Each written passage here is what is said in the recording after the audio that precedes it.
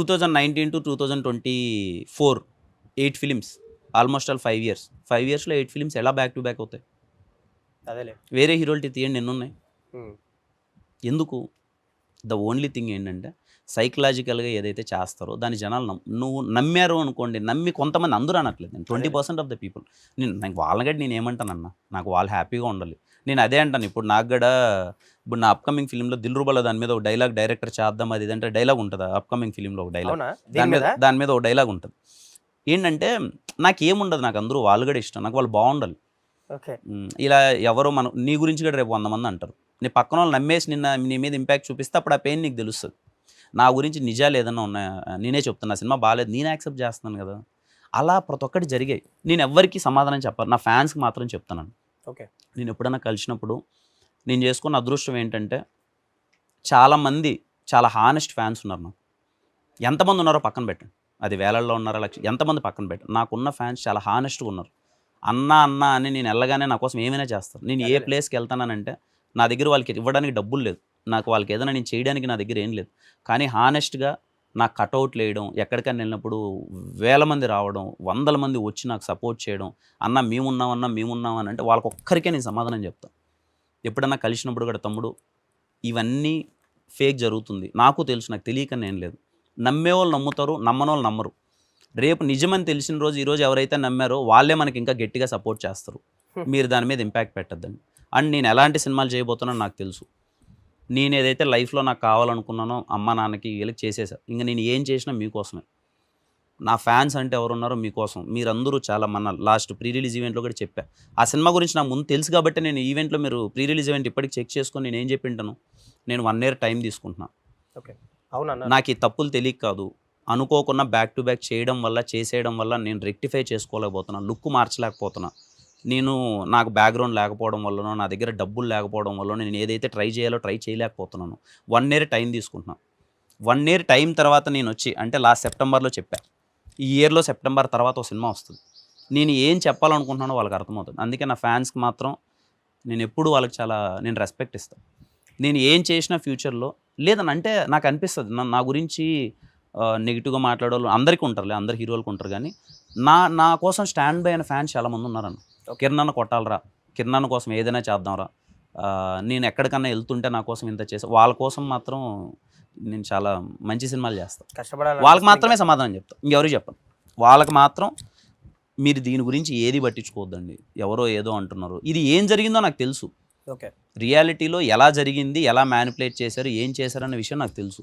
మీరు దాన్ని పట్టించుకోవద్దు అన్నది వాళ్ళకి అడ్రస్ చేశాను, పర్సనల్గా అడ్రస్ చేశాను. ఓకే. ఇప్పుడు అది ఏదైతే ఉందో ఇప్పుడు ట్రోలింగ్ అదంతా బ్యాక్ టు బ్యాక్ ఎక్కువ సినిమాలు చేసేయడం, ఈ ప్రొడక్షన్లో నుంచి వచ్చేయడం, ఈడెవడో వచ్చాడు ఎదుగుతున్నాడు అనే దానివల్ల వచ్చింది అనుకుంటున్నారా, లేదంటే అదే అయిండొచ్చు అన్న. ఎందుకు జరిగి ఉంటుంది అది? ఇప్పుడు ఎందుకు జరుగుతుంది అనుకుంటున్నారు? అదే జరిగింది. మెయిన్ రీజన్ ఏమనుకుంటున్నారంటే నేను ఏదో ఎంపీ కొడుకునో ఏదో పెద్ద దగ్గర నుంచి వచ్చాడు, ఒక బ్యాక్గ్రౌండ్ లేకన్నా ఇంత వస్తే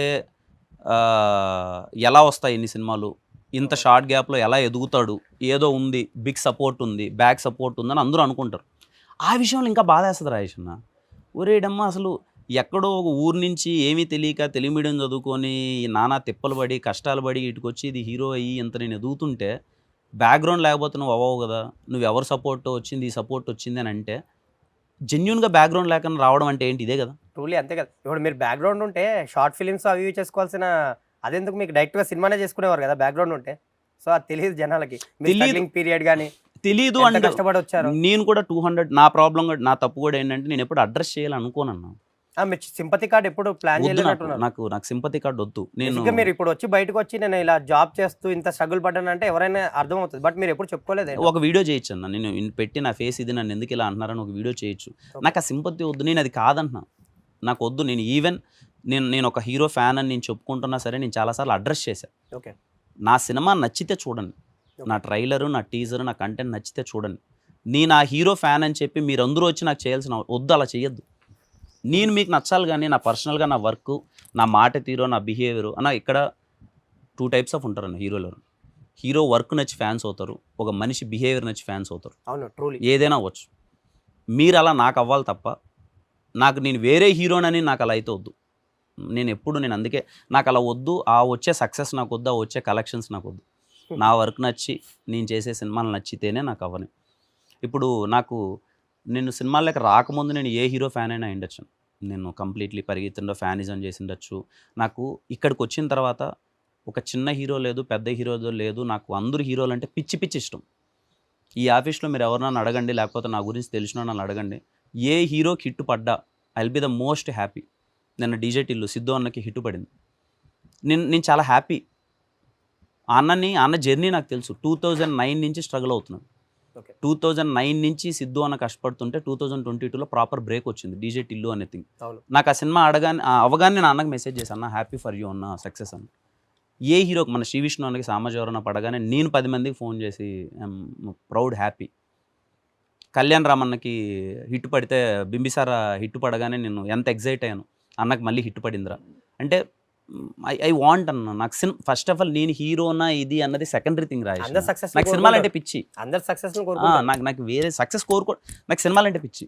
నేను ఏ హీరోనా నాకు అది వద్దు అంటున్నాను. నేను ఇప్పుడు చిరంజీవి గారిని కానీ ఏ హీరోనైనా నేను కలవడానికి వెళ్ళినప్పుడు నేను ఆ గేట్ బయట నేను హీరో అనే విషయం మర్చిపోతా. ఓకే. నేను అక్కడికి వెళ్ళి నేను చిన్నపిల్లలు ఎంజాయ్ చేయాలి. చిరంజీవి గారు అంటే ఎవరు? నేను చిన్నప్పటి నుంచి చూసిన ఒక స్టార్.